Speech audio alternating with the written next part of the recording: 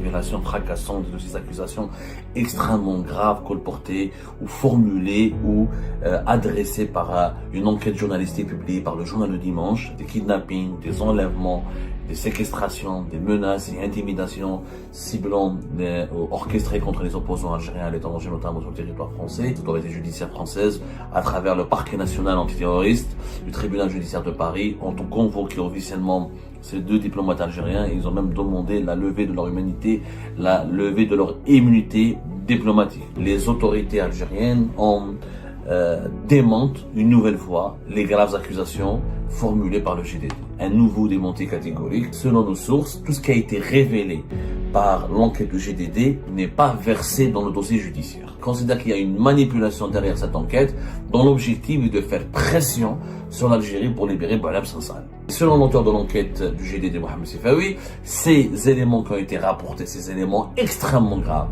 n'ont pas encore été versés dans le dossier judiciaire.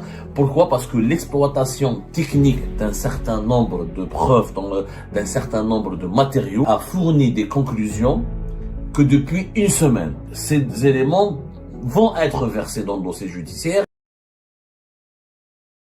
Ces révélations fracassantes, de ces accusations extrêmement graves colportées ou formulées ou adressées par une enquête journalistique publiée par le journal Le Dimanche, l'un des titres de la presse francophone, de la presse française hebdomadaire les plus influents, les plus prestigieux et les plus lus de France. Le GDD, vous pouvez revoir l'émission de tout à l'heure, a rapporté de nouveaux éléments en citant des éléments, rapporté de nouvelles accusations contre les autorités algériennes dans l'affaire des agressions, des kidnappings, des enlèvements, des séquestrations, des menaces et intimidations ciblant orchestrées contre les opposants algériens à l'étranger, notamment sur le territoire français, en indiquant plutôt des éléments matériels nouveaux.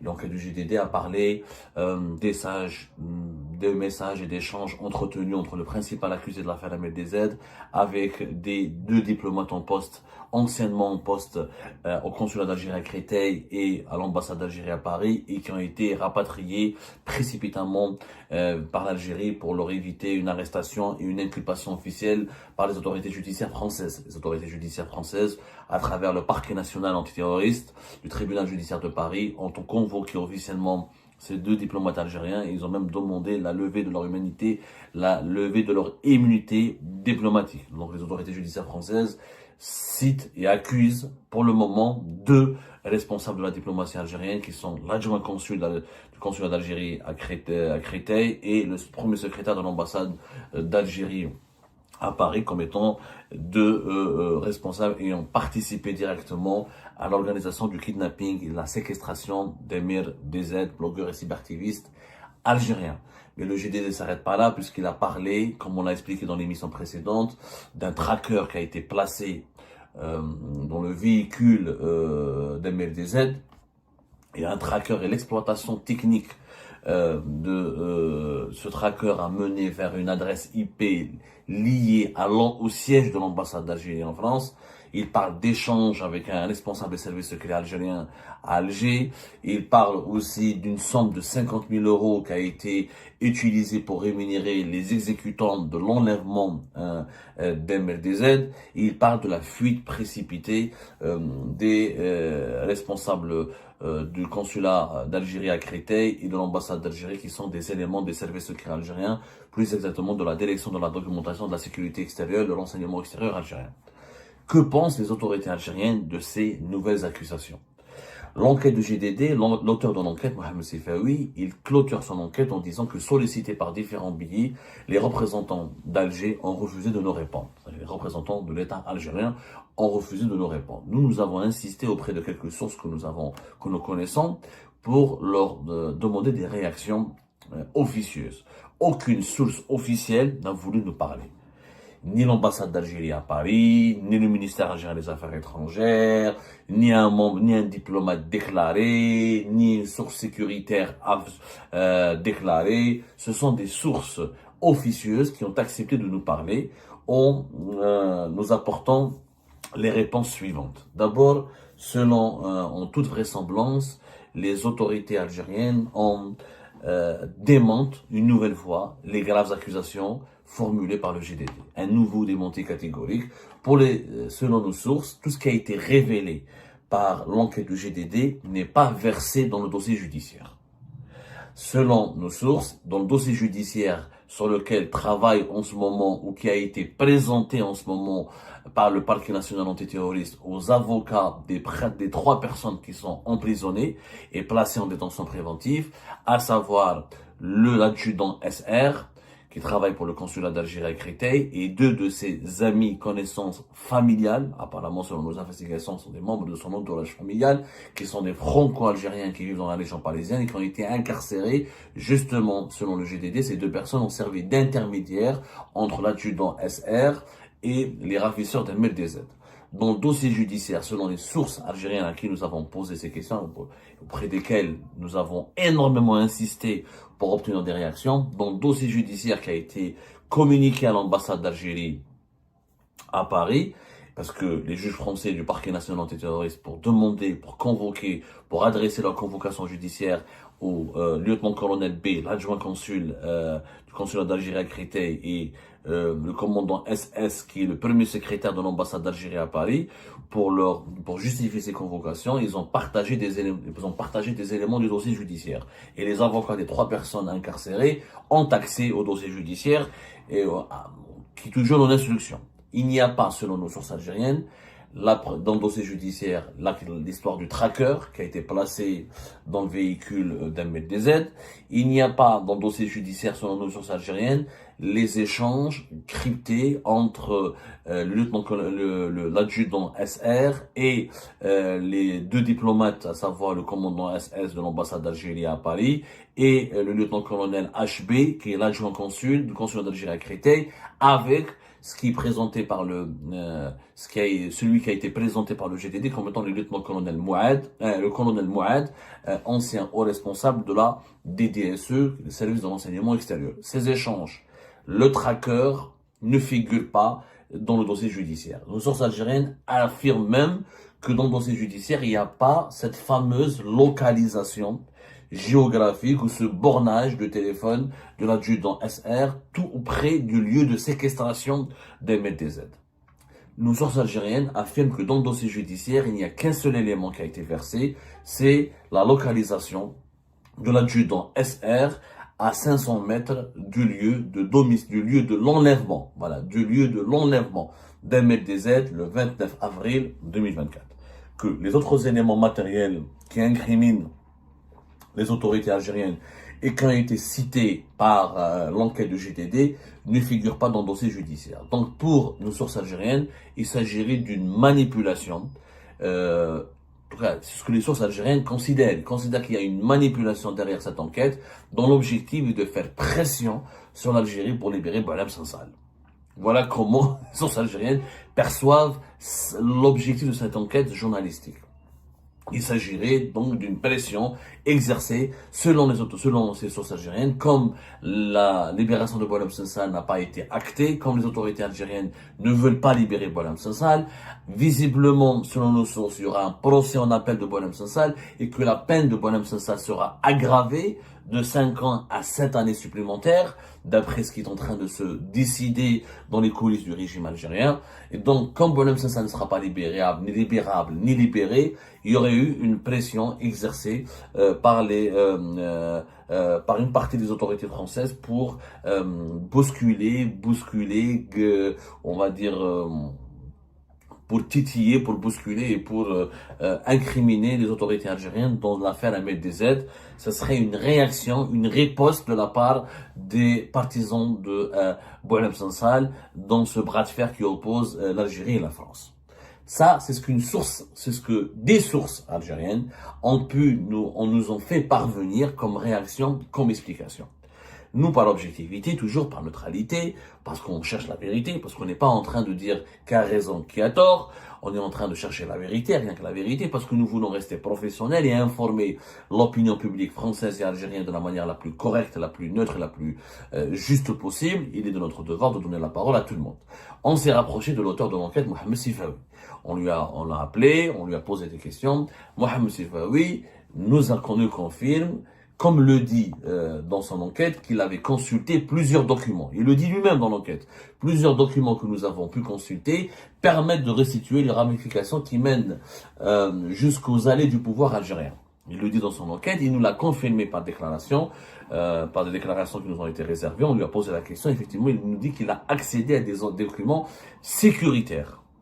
Mohamed Seffaoui, il a été très honnête, il a dit, il n'a pas eu accès aux dossiers judiciaires, il a eu accès à des dossiers sécuritaires, c'est-à-dire des notes de synthèse, des rapports sécuritaires, des rapports des enquêteurs qui sont en train de travailler sur l'affaire, entre autres sur l'affaire Ahmed DZ et sur le dossier délicat des opposants algériens qui ont été agressés, ciblés ou menacés par le régime algérien alors qu'ils sont réfugiés sur le territoire français. Ce sont donc des documents sécuritaires, pas des documents judiciaires. Et selon l'auteur de l'enquête du GDD, Mohamed Seffaoui, ces éléments qui ont été rapportés, ces éléments extrêmement graves, ces accusations sur lesquelles s'est appuyé l'auteur de l'enquête du GDD pour formuler ces graves accusations des autorités algériennes, n'ont pas encore été versées dans le dossier judiciaire. Pourquoi? Parce que l'exploitation technique d'un certain nombre de preuves, d'un certain nombre de matériaux, a fourni des conclusions que depuis une semaine, il y a à peine de cela une semaine, l'exploitation technique menée par les services de sécurité français sur certains matériaux, comme le tracker qui a été retrouvé à bord du véhicule calciné d'Ahmed DZ, comme les appareils électroniques qui appartenaient à l'adjudant SR, leur exploitation technique a pris du temps et les conclusions de cette exploitation technique, c'est-à-dire des enquêtes menées, l'analyse des logiciels, l'analyse des contenus qu'il y avait dans les smartphones, les outils informatiques de l'adjudant SR, son ordinateur, ses smartphones, ses flash disks, etc. L'analyse technique du tracker qui a été retrouvé dans un très mauvais état parce que le véhicule a été calciné, mais il y a toujours des pièces électroniques, des cartes des puces, et toujours un matériel ou des matériaux électroniques qui sont retrouvés, même dans un mauvais état. Il y a dans les pays développés, comme la France, le Japon, les États-Unis, les grands pays industrialisés, les services de sécurité de ces pays-là ont les outils informatiques, ont les outils industriels qui permettent de restituer la mémoire vive de ces éléments, de ces matériaux électroniques. Donc l'analyse, l'exploitation physique, l'exploitation technique de ces matériaux physiques a permis d'aboutir aux conclusions qui ont fourni des informations aux enquêteurs des services de sécurité français, et sur la base de ces documents et ces informations ont été décrites, retracées, précisées, indiquées dans des rapports sécuritaires auxquels, dans des documents et des rapports sécuritaires, dans des documents et des rapports sécuritaires auxquels l'auteur de l'enquête de GDD a pu accéder.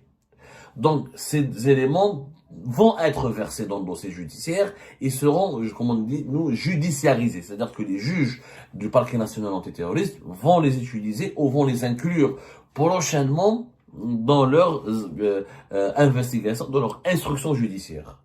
Donc, ce sont des éléments sécuritaires pour le moment. Ce ne sont pas des éléments judiciaires. L'auteur de l'enquête a été extrêmement honnête là-dessus. Qu'est-ce qui va se passer dans les jours à venir? Où les justices françaises, la justice française, à travers le parquet national antiterroriste, va confirmer ces informations, les informations qui ont été révélées par le GDD. Il va utiliser ces éléments, nouveaux éléments physiques. Encore une fois, c'est des éléments physiques, c'est des éléments matériels, à savoir l'exploitation, les conclusions, les rapports sécuritaires qui sont issus de l'exploitation des smartphones et outils informatiques de l'adjudant SR et du tracker de l'objet qui a été retrouvé à bord du véhicule d'Ahmed DZ. Et donc, ils vont renforcer les accusations et la mise en examen des principaux suspects qui sont cités dans l'affaire Ahmed DZ. Ça peut permettre au juge français d'adresser des convocations à d'autres nouveaux suspects. Ça pourrait être le colonel Moued, ça pourrait être le patron de la DDSE, le général Sader, ça pourrait être l'ancien patron de la DDSE algérien, le général Mahana Djebbal, ça peut être d'autres responsables de l'ambassade d'Algérie. L'enquête se poursuit en réalité. L'enquête se poursuit et elle risque d'aboutir à de nouvelles révélations. L'auteur de l'enquête d'ailleurs nous promet un troisième volet. Il y a un troisième volet qui est en cours de préparation et que le GDD pourrait publier dans les semaines à venir. Donc, il y aura éventuellement de nouvelles révélations puisque l'enquête sécuritaire progresse et l'enquête judiciaire progresse. Donc, tout n'est pas encore bouclé. Les investigations sécuritaires et judiciaires n'ont pas encore définitivement abouti. Donc l'enquête est toujours en cours. Il se pourrait qu'il y ait d'autres révélations. Comme c'est une enquête qui s'appuie sur des éléments matériels. Les éléments matériels, leur exploitation, vous savez, quand on exploite des smartphones, retrouver l'historique, les contenus, etc. C'est un travail qui prend beaucoup de temps, d'autant plus que j'imagine que l'adjudant SR aurait effacé ces conversations, a effacé ces données. Est-ce que c'est le même smartphone qui a été utilisé au moment de l'enlèvement d'Ahmed Desailly ou pas? On ne sait pas. Donc il y a beaucoup de zones d'ombre encore que soulève ce dossier-là. Du côté des autorités algériennes, les sources les plus proches des autorités algériennes sont toujours dans le démenti. À chaque fois qu'on leur donne, on leur pose des questions, elles sont toujours dans le démenti. Quand on leur a parlé de la question du tracker, une source algérienne nous a dit, mais il faut être vraiment fou, il faut être vraiment con pour que les services secrets algériens téléguident ou utilisent comment dirais-je, utilise un tracker à bord du véhicule de Medizet pour le relier à une adresse liée à l'ambassade d'Algérie. C'est-à-dire, ils ne vont pas se griller.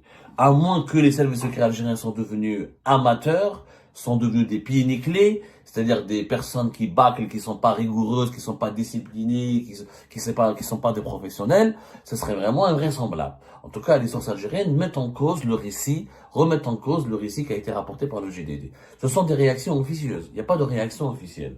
Donc, en l'absence de réaction officielle, le doute est permis.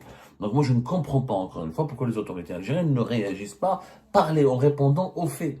En répondant aux faits.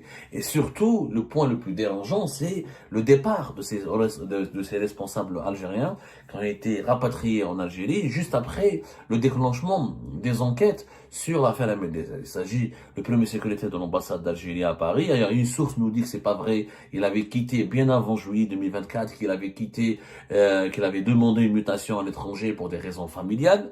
Quant à l'adjoint consul de Créteil, il a quitté, il aurait été il n'y a pas de raison, il n'y a pas d'information vraiment crédible qui circule pour justifier son départ et son rapatriement en décembre 2024. Donc le départ de ces deux personnes, les deux suspects, les deux accusés, ils sont plus suspects, là ils sont accusés puisque les autorités judiciaires françaises ont demandé la levée de leur immunité diplomatique. Donc ils sont plus suspects, ils sont accusés. Donc leur départ précipité renforce les doutes ici en France et renforce les suspicions des autorités françaises concernant leur implication et concernant leur engagement réel et effectif dans l'organisation du kidnapping, de la séquestration d'Ahmed Desailly. Je vous remercie toutes et tous sans exception comme d'habitude pour avoir suivi les vidéos jusqu'à la fin et toutes nos vidéos. Je vous remercie pour vos commentaires et pour vos réactions. N'oubliez pas de nous laisser des commentaires sur le sujet de cette vidéo et aussi de vous abonner à la chaîne si vous n'êtes pas encore abonné. Donc voilà, je vous remercie encore pour votre soutien à la chaîne, pour vos abonnements et pour toutes vos réactions et pour vos commentaires très diversifiés. Et j'espère pouvoir toujours être à la hauteur de vos expectations. Donc voilà, merci encore une fois et à la prochaine dans une nouvelle vidéo. Au revoir.